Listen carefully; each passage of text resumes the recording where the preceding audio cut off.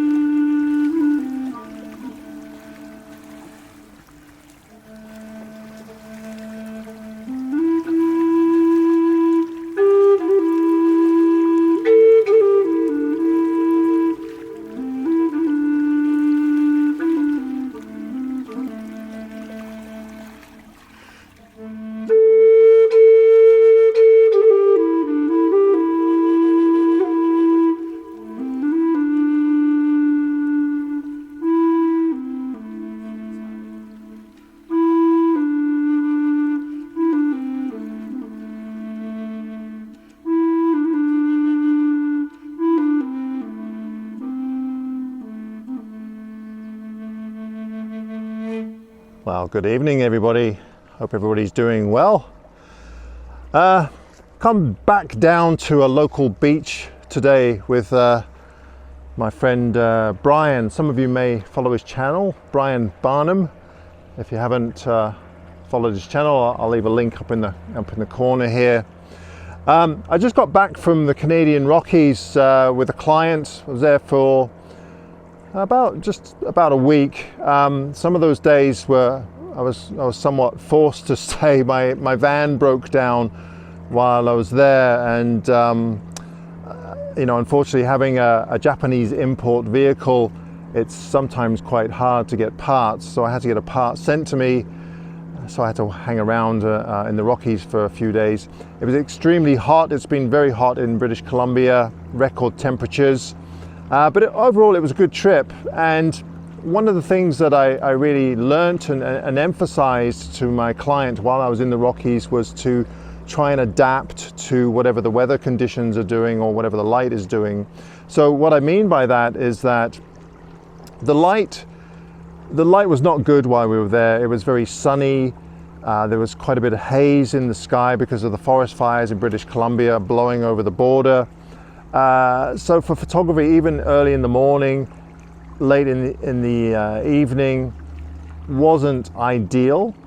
But the one thing that was really good was that some of the waterfalls were running extremely high and the water volumes were just incredible. So what we ended up doing was spending quite a bit of time at a waterfall called Takakor Falls, which is just a huge waterfall. It's about, I think it's 350 meters high, so it's a really high one. And there was so much spray coming off it at the bottom that we concentrated more or less on the bottom of the waterfall and that spray in between the trees, and it was absolutely perfect. So we adapted to the light, and we managed to come away with some really great shots. So I'll show you those shots right now.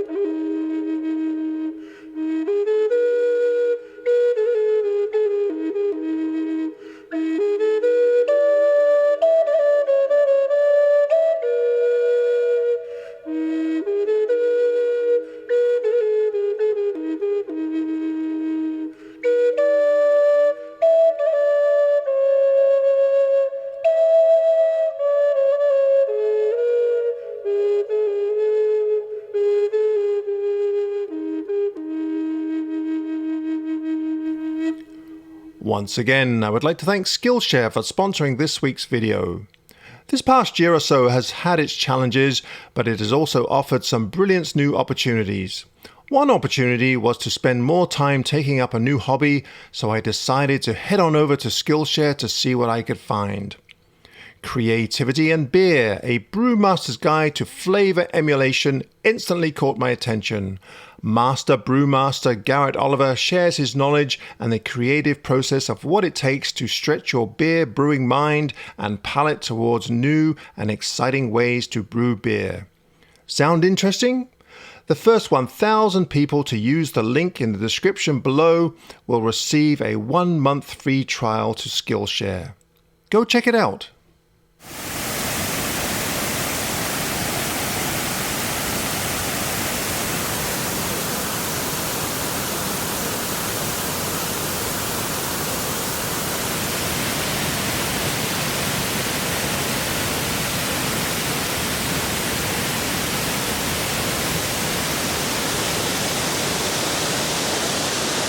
Wow, good morning everybody. I hope everybody's doing really well.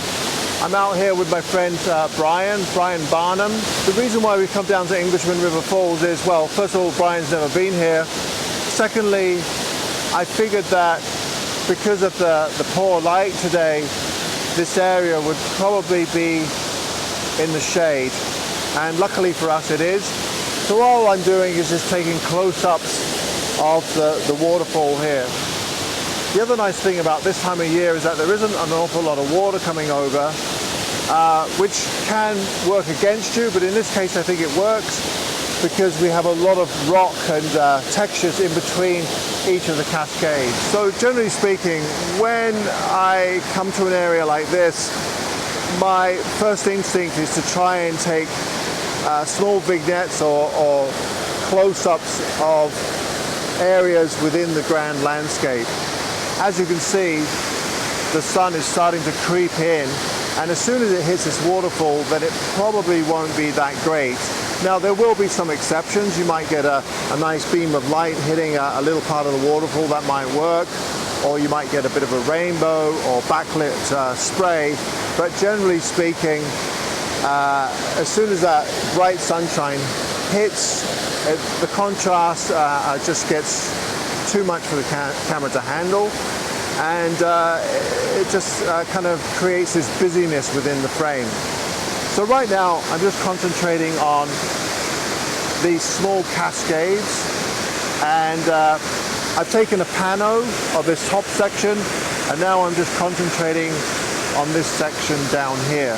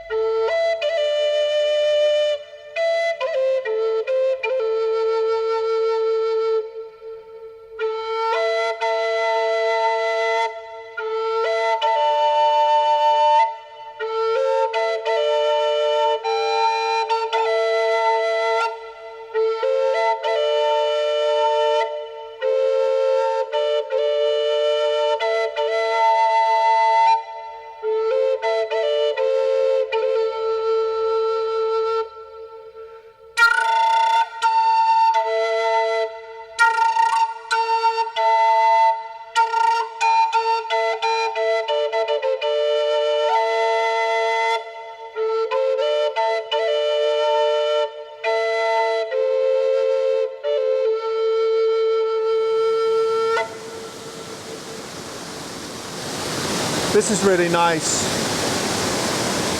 In the winter and the fall, it's generally, or spring even, it's pretty hard to get down here because it's just raging and it's very wet around here, very slippery. Now that's not to say that it is a little bit sketchy here because it drops down quite far. But the nice thing about right now is you can look right down the canyon and kind of get the waterfall to one side. So it's really nice. So the composition that I have is I think it's the verticals and horizontals. I think I like the vertical better. Kind of goes down into a V groove, and at the bottom of the groove there's this massive log wedged in the bottom. I don't know, I just kind of like the composition. I've had to try and shift over as far as I can to the edge without getting too dangerous so that I can look down the canyon a little bit better. So here's the composition that I have, and as you can see,